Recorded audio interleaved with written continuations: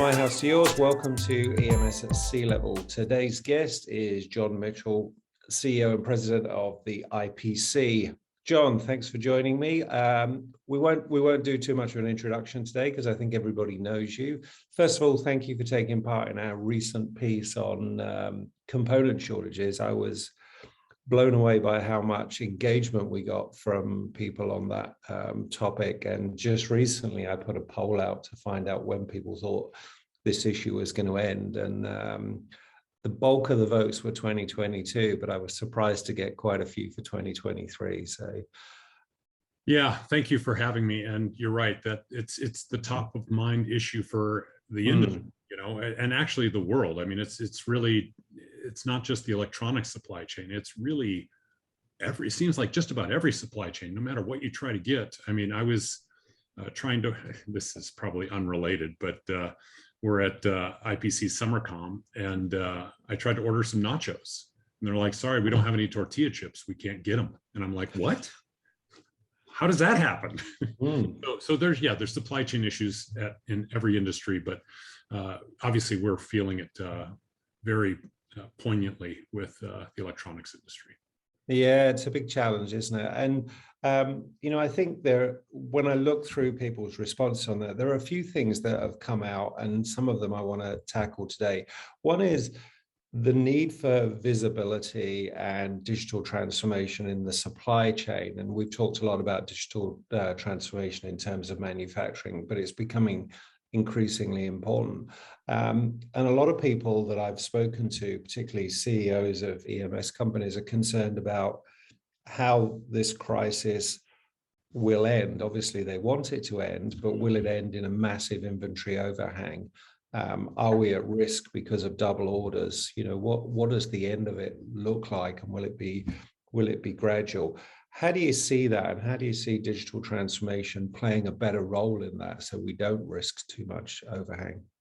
You know, if we could get as advanced as some companies are in their adoption of, you know, just better digital communication of literally everything involved with the manufacturing process, so you can understand your orders, you understand your inventory, you understand how your throughput and all of that, you know. And so I think it will help for sure, but it's going to be a long and gradual process because it's not something that just happens overnight either. There's investment that needs to be made.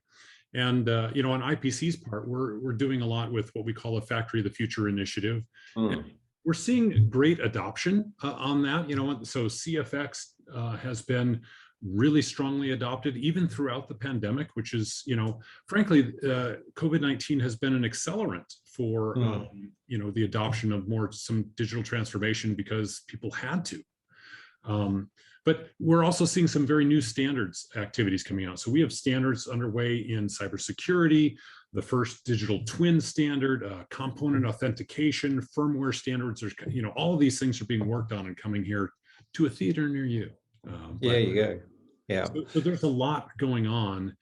So while there's a lot going on, it's still going to take a while. Frankly, you know, Europe is leading the way in the digital transformation. Asia's close behind, and North America really is still show me the benefit type of discussion as opposed to, you know. So it's interesting, and I really think North America needs to really step up, or they're going to be in trouble.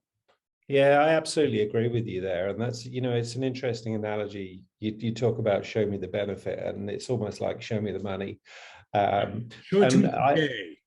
Yeah, I always refer to it, you know, when I'm writing about this, as the digital dividend. And I think people have struggled to communicate, particularly those suppliers in the industry have struggled to communicate what the dividend is, because, you know, it's better quality, it's better efficiency, it's a little bit of this and a little bit of that. I think a lot of companies, particularly companies that are led by quarterly results, need to be able to say, we're going to invest, you know, $1 million in this, and we're going to save $75,000 a year over here, or something like that. And I think that's proved a challenge. And then when you look at perhaps some of those German engineering companies that have got 50, 70 years of history in the industry, everything they do has been a long-term strategy. Everything they do is what's this going to bring us in 6 or 7 years time? And Well, and then you you have see companies it in every day. Japan that would do it. Here's our 50-year vision, and Yeah, I remember my old boss, Dr. Bose, and while at an American company, it was a private company, and he said, if I were the CEO of a public company, I'd have been fired 5 times over the last 25 years just for this project, because it's a 25-year project. yeah, yeah. It's crazy, isn't it? And it's really interesting. And speaking of long-term projects, I think this whole semiconductor thing is, it falls in the same category. Everything takes time. Nobody's going to be able to fix anything in the next quarter. And what's curious to me about it is supply chain used to be something that we talked about at IPC. We talked about in the supply chain publications. Now it's all over Forbes. It's all over the Wall Street Journal. It's in Bloomberg. It's everywhere. So it's become the most important topic. Exactly. And so you mentioned semiconductors, but you've also got, so you've got a new administration here in the US with the Biden administration. And what was it, like the end of February, kicked off these 90-day reviews of semiconductor supply chain, as well as other, critical supply chain areas that focus. And IPC has been strongly involved in those activities. It's nice that they're saying they're interested in the supply chain and the specific electronics manufacturing, but we've been, submitting comments and leveraging industry to respond to those. But we found it a little frustrating in that some of these very future things actually never even talk about the word electronics in them. Yeah. So we're working to try to help them understand that it's an entire ecosystem. And we're starting to see this kind of vocabulary work into, come out. But before it was just semiconductors, which is important. Yeah. But, you can't build, an iPhone or a Samsung device without them, but you also can't build it without all the other pieces either. Yeah, absolutely. So whether it's the printed circuit boards or whatever else, there are supply chain constraints in all those different areas. Yeah. What I'm really interested in there, when you talk about that, John, is the whole idea of government support, government interest, and government incentives and how that's directed. And I kind of looked at the post-pandemic recovery and the amount of government money, not just from the US, but everywhere. Yeah. Pushing around. It should be huge, and it should be a really interesting opportunity. And you talk about the US, it should be a really interesting opportunity to bring the US up to speed in terms of digital transformation. Do you see those incentives being well placed? Do you see a lack of understanding as to where they're needed? Because everybody wants the same thing. They want sustainable, well-paid manufacturing jobs. Right. But it's how to get there. Yeah. So we haven't seen a lot of money actually flow out yet. It's all a lot of money talking about it and saying, oh, we're going to do this. And so it's a complicated industry. It's not like, oh, well, we'll, put part X into part Y and it's done. This whole ecosystem is very complex. Even just the pieces that they are focused on, it's pieces that they understand. It's like, okay, I know software does something because I have an app, and I know semiconductors do something, but understanding all the rest of the pieces is complex. So I've seen some initiatives that are interesting and that are hopefully will be helpful, but others we're striving to create more awareness for, frankly, in truly globally. We're working as well in Europe as we are in North America, just trying to help, because everybody, if you're going to throw this kind of money as a government behind any initiative, you want to make sure it's a strategic play for your region as well. And so you don't want to just say, hey, look, we just threw $1 trillion at something and congratulations, now we have nothing to show for it. So we're trying to help them get smarter about it. And so we're seeing a lot of regional building up of capabilities, but it's still, it's regional to a point, because you can't reproduce the entire, you could, it just be economically not really smart to completely provide the entire ecosystem. So you've got to find ways to work with others, and then pick your strategic pieces and make sure that you've built those up. And if you come up with, I'm sorry, I'm going on a little bit about this, but No. if you pick, say you pick semiconductors, which, a lot of people are, but then say you can design the world's greatest semiconductor, but if you can't build it, you can't put it onto a board, or you can't, have the right, advanced substrates to attach to it so that you can actually utilize it, then you're just handing it over to what you view as your competition to do that for you. And where's your advantage then? Yeah. And I think that for me, that's a lot of the goal. And I look at the problems that there are in the supply chain side of the industry at the moment. And, there's a huge issue. We talked about the shortage of everything, but there's just a sheer shortage of container ships and shipping capacity as well, which is causing some major problem. And for me, the solution has to be much shorter supply chains. And that means having great supply chain infrastructure as close to you as possible. Just before we wrap up on the incentive side of things, I think having spoken to quite a lot of CEOs over the last year about this kind of topic, when they look at government incentives, their feedback has pretty much been two things. Let's make sure all the infrastructure we need is in place. So, power, high-speed internet, that kind of simple stuff. And Water. the second thing is, give us the money. We know how to spend it. You really don't. And whether it's tax breaks or what it is, they'd much rather just be told, here's the incentive you've got, go and do your own digital transformation, because they're all in different places on their journey. And some of those incentives are possible, but I don't see as much talk about them. And so that's where IPC has been trying to come in to try to bring the industry together to say, okay, if it's going to be a pot, let's make sure it's an industry directed pot, as opposed to a government directed pot that, is maybe informed by only part of the ecosystem. So we're working to pull influencers, together across the globe. Yeah, and you mentioned across the globe, you work plenty in Europe. There's lots going on there. What about the activity of governments over there? Do you see a difference? Do you see things happening maybe a bit quicker? Or so it's interesting. So there's different. Is it different? Yes.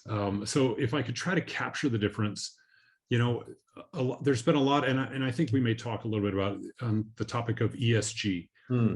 If you look at the U.S. approach to ESG, they're more concerned about the S side of ESG than, say, the other two. G is kind of in place. We're not too worried about the G, whereas Europe is very focused on the E side of that. They kind of have the S and G in place.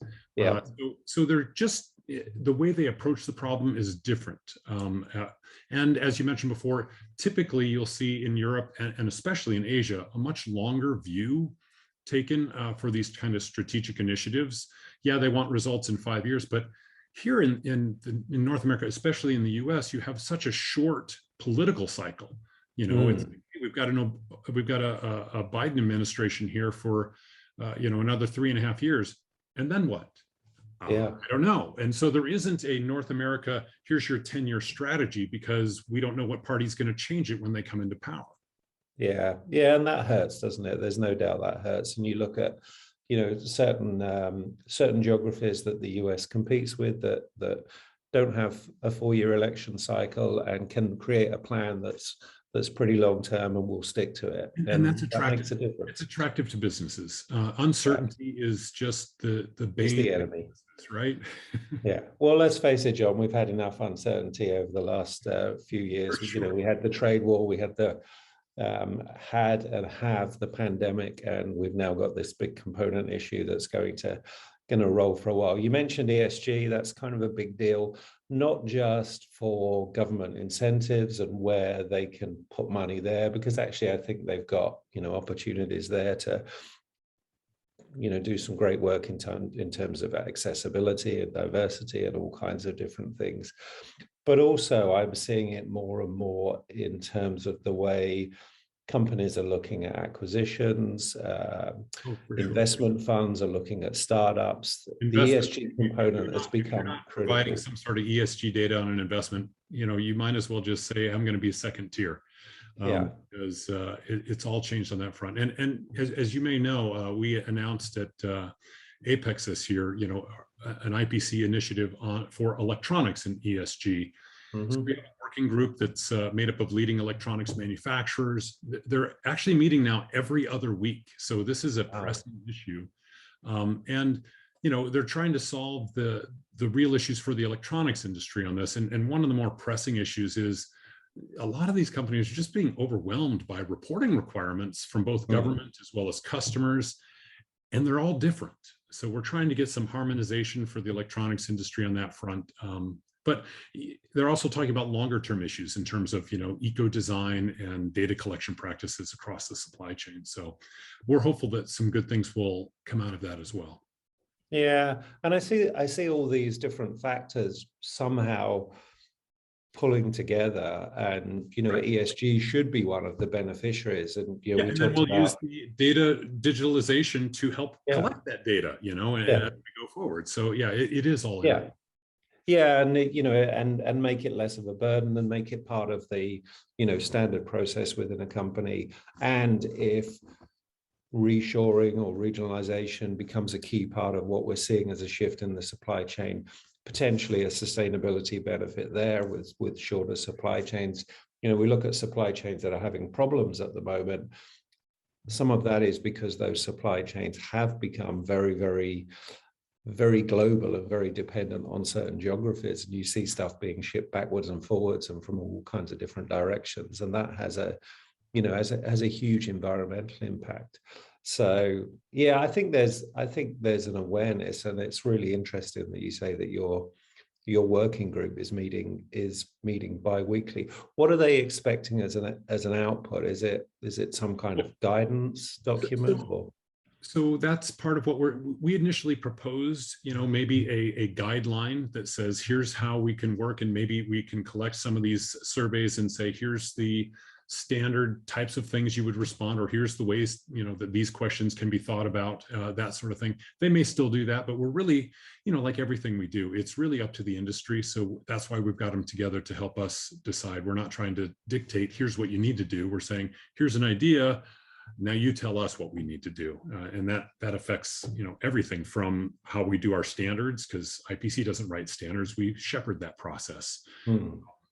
To our education, which, we don't launch an education program until it's been developed and vetted. And it takes a long time to get the industry to really go through all of that and understand it. So, but that's the importance of doing it that way, as opposed to saying, hey, look at me, I've got a certification program. Yeah. Why don't you sign up? And it's like, well, who came up with this? How have you vetted this with the industry? Yeah, and does it make sense? Absolutely. It's fascinating, John. I like to when I spend time with CEOs, particularly groups of CEOs, I kind of like to do some of that blue sky vision stuff and put them in the position of, hey, here's $100 million, build yourself an EMS factory that has all these ESG things, that has all these digital transformation things. And they're all excited about that idea. And then you move to the debate of, well, can you do that in your existing organization? And there's just so much legacy to deal with. There's so much, we've got infrastructure that works this way because we acquired it here, or we did this, or we built it 40 years ago, or whatever. So change takes time, doesn't it? It does. And that's the advantage of these, when you have a new entry or a new region comes to start playing in what I would just say a more mature industry, they can buy all the latest, greatest stuff because they're zero. And it's really hard to kind of leapfrog that. So you have to have that as part of your business strategy, or you'll be left behind eventually. And that's where I think, that long-term view has to be, okay, great. In order to be leading in 15 years, what plant do we need to start building, and what capabilities do we need to make sure we have now? Yeah. And John, you mentioned education programs there, and I know that's a huge passion of yours, and I know the whole STEM thing and the whole getting young people into the industry is a passion of yours. I'm curious how you think that's going, and whether you think when you're talking to people there's a generational change. When you talk to people that are maybe younger than us, that see these Sadly, a ESG lot of as people are younger than priorities. us now. There's I a mean, lot of I used to those, think aren't I was a young there? guy. Apparently, There's a I'm not. vast majority. Yeah. Yeah. Do you see a change in the way they're thinking, and a change in their priorities? It's not just about quarterly results, it's about what you Oh, can do as a business. it is very, very much about in the younger generation making sure that whatever company they're working for is about making a difference. Mm. And that difference can take different forms. You don't all have to be, solving, cancer, oh, this has Mm. to cure cancer for, or whatever, or COVID, or whatever it may be. But it has to be doing something. It has to be Mm. moving the bar forward in, the environmental structure or the social structure, or, all of these things. So that's where that ESG piece comes over. It's not just the investors, it's the younger generations that are, Mm. I mean, frankly, they said I think it's 2025, which is just a couple of years away, over 50% of all the directors in the world, director level and below management, will be Gen X's, or not Gen Yeah. X, sorry, millennials. Yeah. So Wow. if we don't pay attention to what their desires are, because they're also dictating what the products need to be, and not only what they need to be, but how they're made. And Yeah. so we need to pay attention to that. And frankly, it was great like I said, we're doing SummerCom right now. We have a lot of younger people involved in standards, which is fantastic. Mm. It's just great to see them getting engaged. And Yeah. so so finding those people that are interested, and then making it interesting for them as well. Uh, Yeah. Everybody has these hiring issues. I mean, we've had them for years. This is not a new problem. Yeah. But if you don't come up with, the right offering for why people ought to come join you, you won't find any people. Right now, it's a job hunter's game. It's not a job Mm. offerer's game. Yeah. So there's a lot No, of, I absolutely agree there. And it's really interesting. We talked about ESG and the reasons to do it. Recruiting is one of them. People aren't going to join companies that aren't like that. But you mentioned that, 50% of the world's directors will be millennials. Well, what percentage of the world's consumers? A correct. much bigger number. And that's equally important. And people care more and more about those issues. And I thought initially, when we saw the challenges of COVID, that would kind of take over, and all these ESG issues would cease to be important.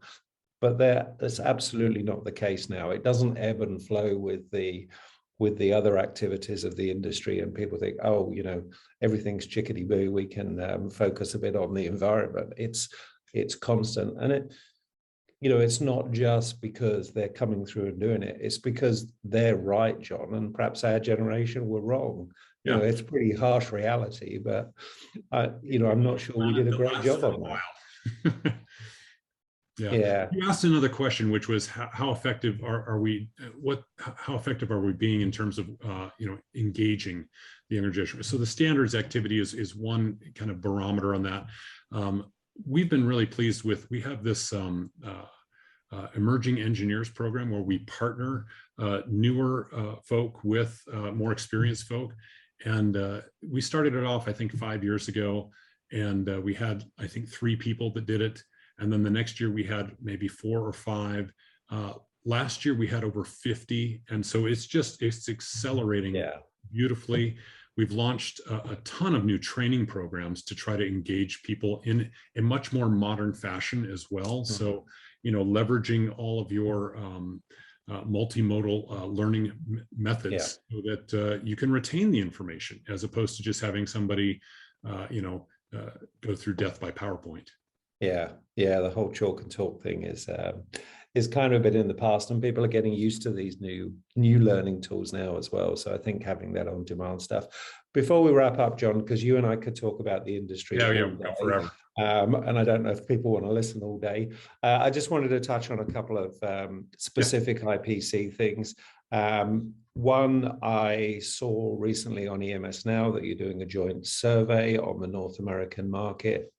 Love that idea. I think having solid data is really, really interesting. So a great initiative. Tell me kind of what the motivation for IPC is there. So many of our products are geared toward the EMS industry. You know, you've got 001, 610, a lot of major certification programs, the new EAO workforce training program.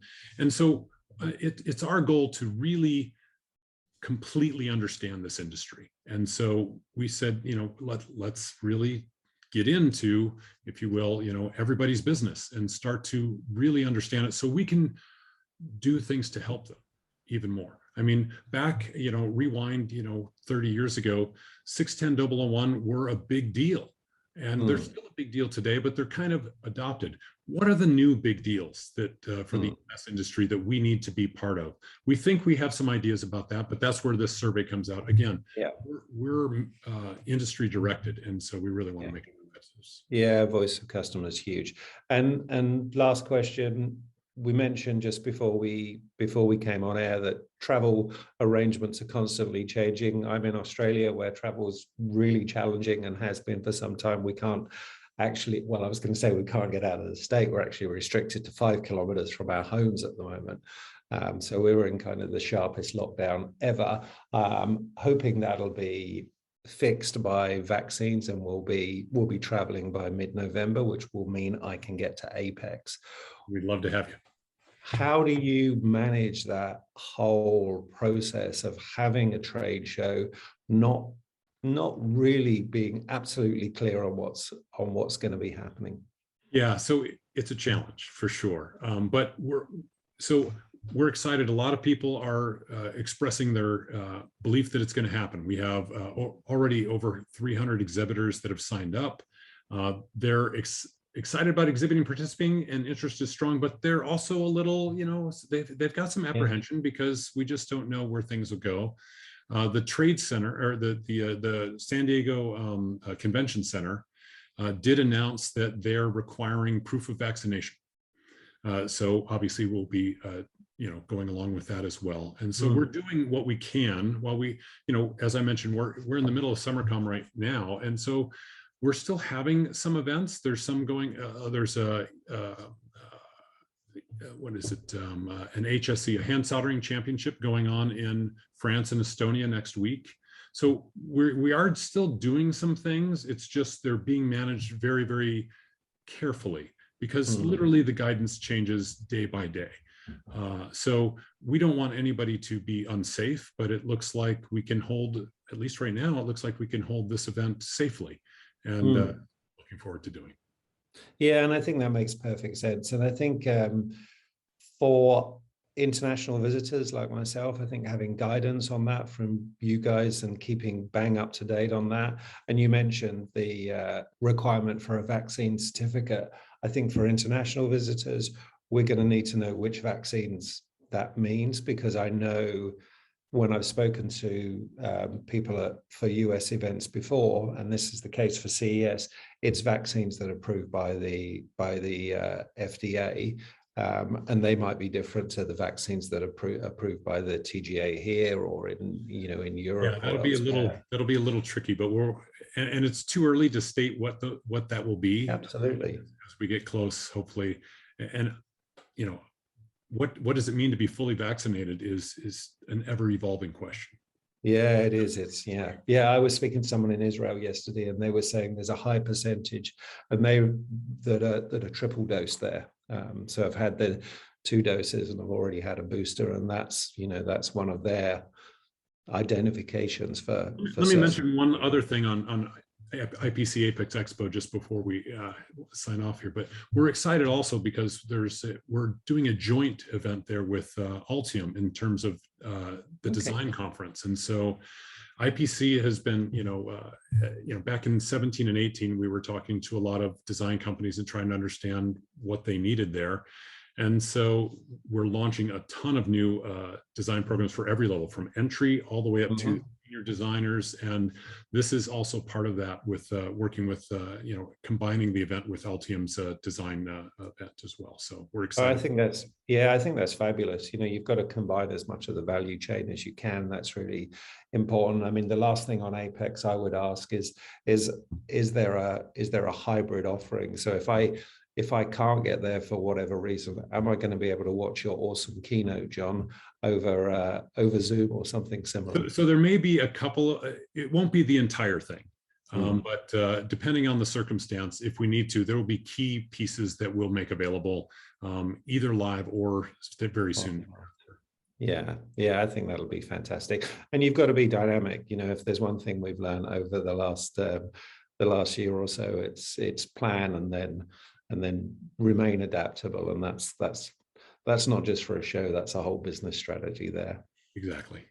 Yeah. John, thank you so much for your time. It's been an absolute joy to chat to you again. Look forward to doing it again, and look forward to doing it in person in January in San Diego. Thanks so much.